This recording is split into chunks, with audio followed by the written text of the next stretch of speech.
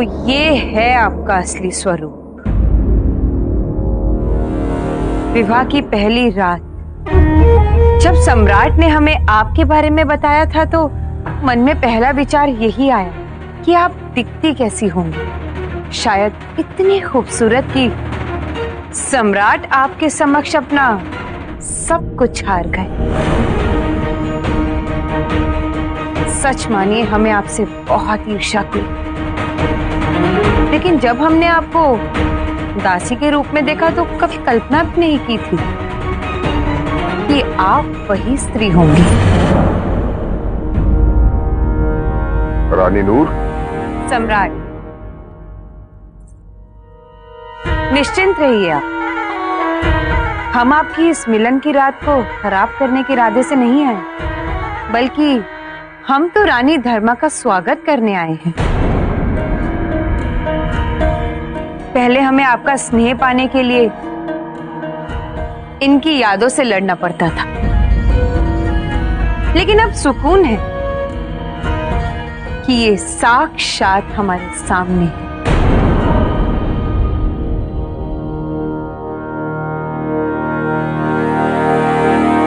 आपका स्वागत है रानी धर्मा। लेकिन सम्राट, जाने से पहले आपसे कुछ पूछना चाहते हैं। अवश्य। हम समझते हैं कि बाबा ने जो कुछ भी किया वो गलत था, लेकिन हमारा दिल ये बात मानने के लिए तैयार नहीं कि जो कुछ भी हुआ वो हमारे बाबा ने किया। सब कुछ पलटकर ठीक कर देना चाहते हैं हम, लेकिन उससे पहले हम आपसे एक बात जानना चाहते हैं। अगर आप हमारे बाबा की जगह होते तो आप क्या करते? विवाह की पहली रात यदि आपकी पुत्री आपके पास रोते हुए आती और ये कहती कि उसका पति किसी और से मोहब्बत करता है, तो आप क्या करते सम्राट?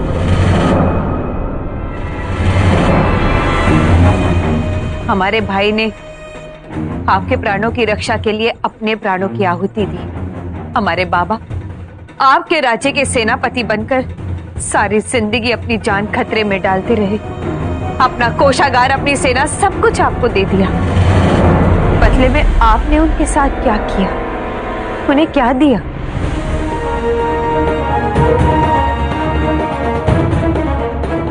आपकी चुप्पी से यही उत्तर निकलता है कि आपने जो किया वो सही था। बिल्कुल सही किया आपने, क्योंकि आप पति हैं। पर पति देवता होता है, कभी कुछ गलत नहीं कर सकता, है ना? खैर, हम आपसे धन्यवाद कहना चाहते हैं कि आपने हमें और श्यामा को इस षड्यंत्र से दूर रखा और हमें दोषी नहीं ठहराया। कम से कम हमें ये भ्रम तो रहेगा कि आपको हमारी फिक्र है। खैर, जाने दीजिए, आपको हमारी चिंता कभी नहीं थी, तो अब क्यों? महल में आपका स्वागत है रानी धर्मा। बहुत साल आपने वन में गुजारे, लेकिन इस महल में रहकर आपको ये ज्ञात हो जाएगा कि ये महल आपके वन से ज्यादा खतरनाक है। यहाँ फूलों की चादर तो होती है, लेकिन उस फूलों की चादर के साथ कांटों की सेज भी बिछी होती है। हमें उम्मीद है कि आप यहाँ सुकून से रहें।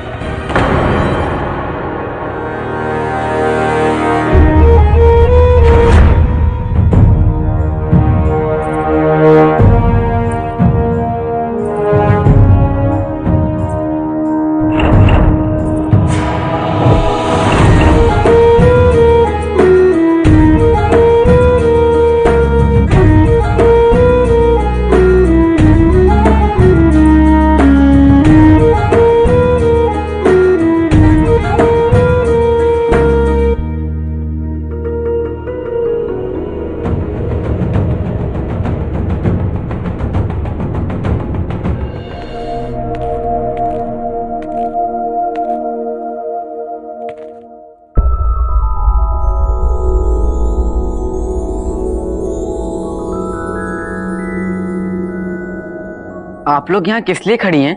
आपके लिए रेशमी वस्त्र है। किस लिए? इन्हें पहन के आपको अच्छी निद्रा आएगी।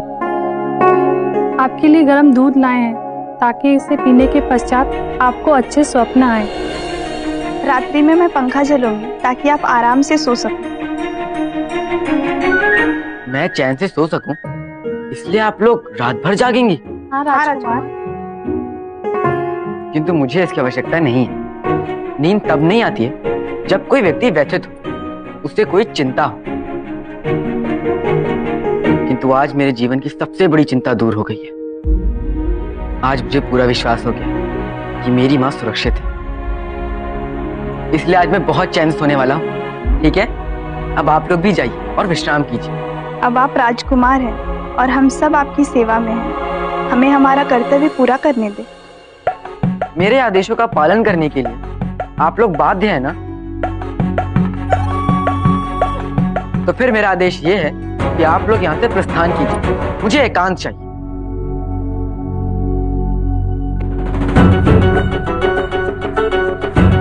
मेरे आदेश की अवमानना कर रही हैं आप सभी।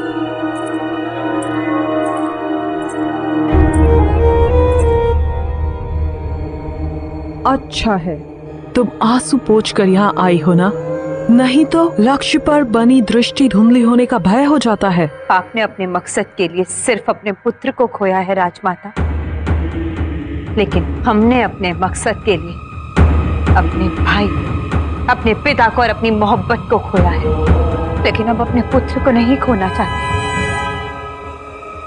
श्यामक के लिए सबने बलिदान दिए हैं और अब हम सुनिश्चित करेंगे कि हमारा पुत्र श्यामक ही सिंहासन पर बैठे। हमें प्रसन्नता हुई कि प्रतिशोध की ज्वाला तुम्हारे अंदर अभी धधक रही है, और हमें आपसे उम्मीद है कि आप हमें वो उपाय बताएंगी जिससे हम उस बिंदुसार की खुशियों को जलाकर खाक कर दें। और तुम्हें ये विश्वास तो है ना कि तुम्हारा पिता सच नहीं उगलेंगे, कि वो तुम ही थी जिसने धर्म को मारने के लिए कहा था। कहना क्या चाहती हैं आप? आजीवन कारावास बहुत कष्टों से भरा होता है।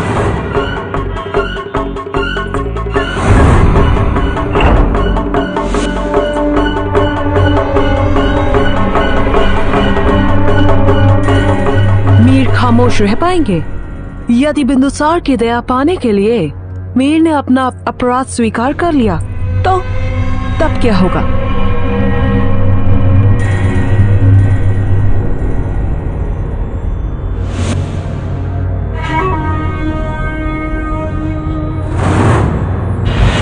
ऐसा कह के आप हमारे पिता के बलिदान का अपमान कर रही हैं राजमाता। जो पिता अपनी पुत्री के लिए किसी की जान ले सकते हैं, तो समय आने पर अपनी जान दे भी सकते हैं।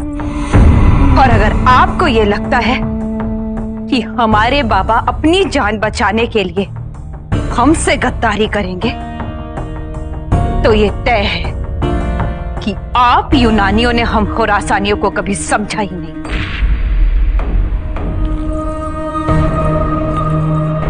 नहीं नूर, ऐसा नहीं है, किंतु एक बार उन्हें मिलकर ये सुनिश्चित करना है। हम जानते हैं कि हमें क्या करना है। आप ये बताइए कि अब आप क्या करेंगी? अब हमारे श्यामक के सामने सिर्फ सुषिम ही नहीं, बल्कि अशोक भी खड़ा है, और वो अशोक सुषिम से ज्यादा बड़ा खतरा है हमारे लिए। सम्राट अशोक को बहुत पसंद करते हैं, उस चाणक्य का समर्थन भी अशोक को प्राप्त है। सब कुछ उस अशोक के अनुकूल है, प्रतिकूल कुछ भी नहीं। चाणक्य, कोई ना कोई दुर्बलता तो होगी उसकी, और हमें वही दुर्बलता पता करनी है। हमने निर्णय लिया है कि हम शांत रहेंगे, चाणक्य को ये विश्वास दिलाएंगे कि हमने हार मान ली है, और हम प्रतीक्षा करेंगे कि हमारे शत्रुओं से एक भूल हो जाए।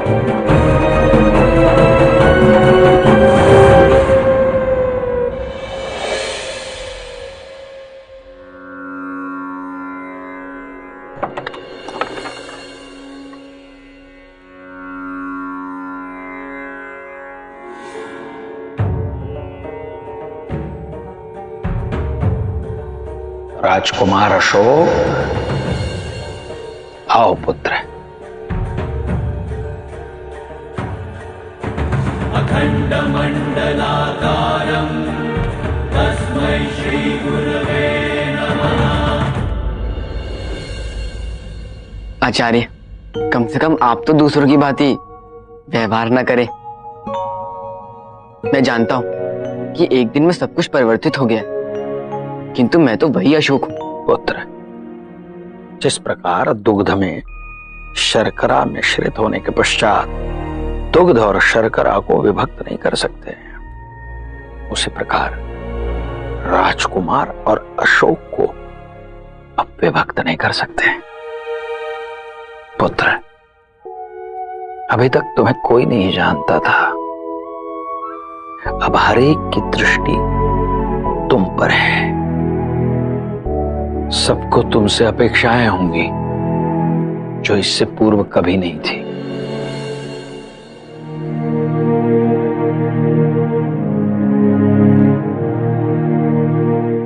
आचार्य, आप क्या सोच रहे हैं? मुझे स्मरण है तुमने कहा था कि मातृभूमि की सेवा करना तुम्हारा धर्म है, और मातृभूमि की रक्षा करने के लिए तुम अपने प्राण भी दे सकते हो। पर मैंने कहने के लिए नहीं कहा है आचार्य। जिस सिंहासन का मोह नहीं है, मेरा उद्देश्य मातृभूमि की सेवा करना है, और उसके लिए आप जो कहेंगे वो मैं करूंगा। कल्याणमस्तु पुत्र। अब तुम्हारी यात्रा आरंभ हो रही है, तत्पर हो जाओ। हो जाओ, हो जाओ।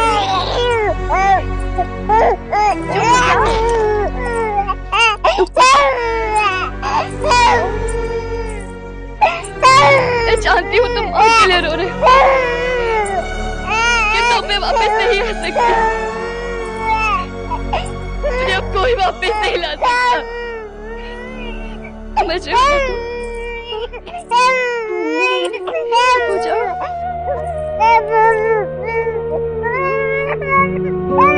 चुप हो जाओ।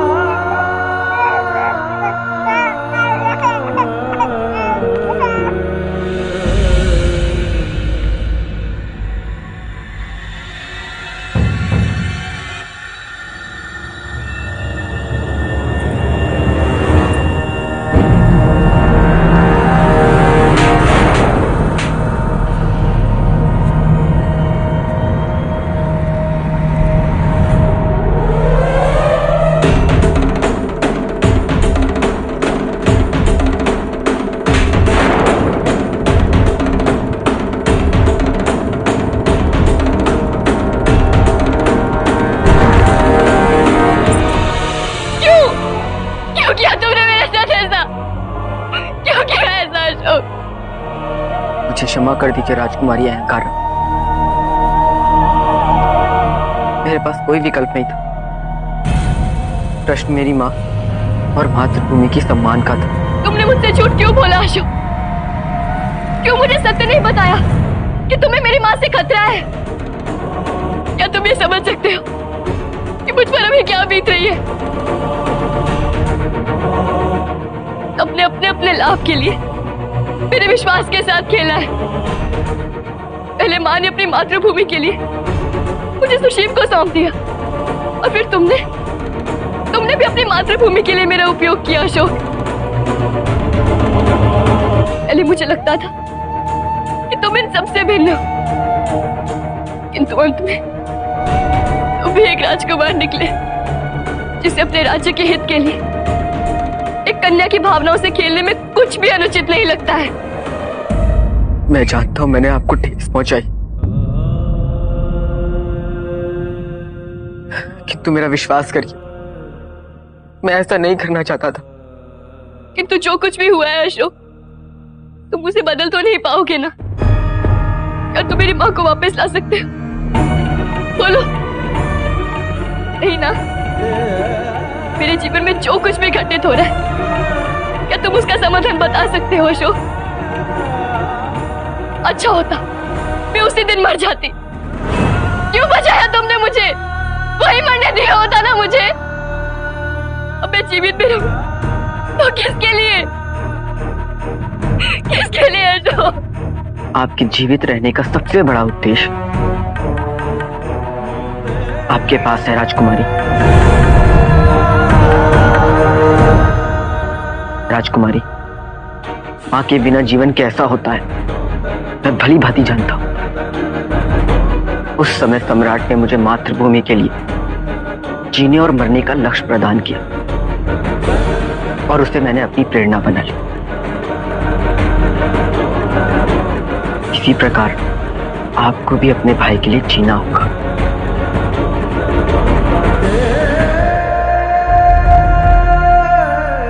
तो ये सब अकेले कैसे कर पाओगे अशोक?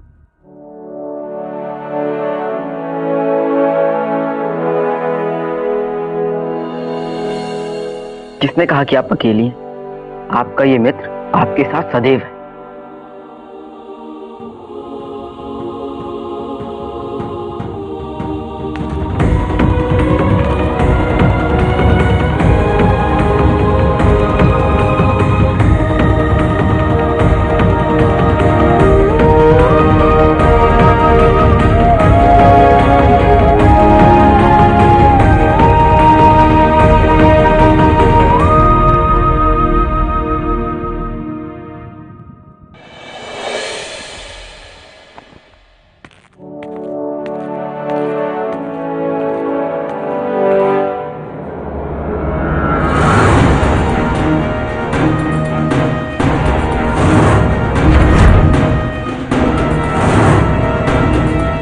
नहीं मतलब इतनी देर रात मेरे होने वाली पत्नी की कक्ष में क्या कर रहे थे तुम?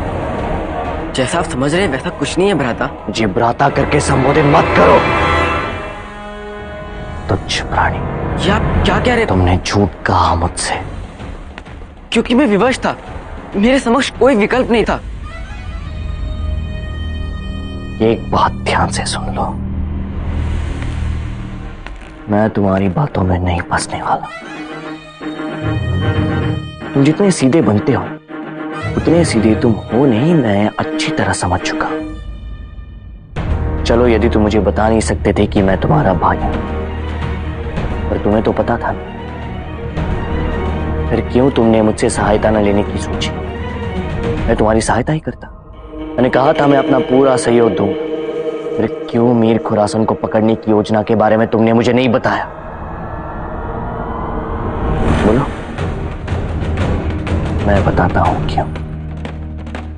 क्योंकि तुम सबकी दृष्टि में महान बनना चाहते थे। तुम सबको दिखाना चाहते थे कि इतना बड़ा कार्य तुम अकेले कर सकते हो।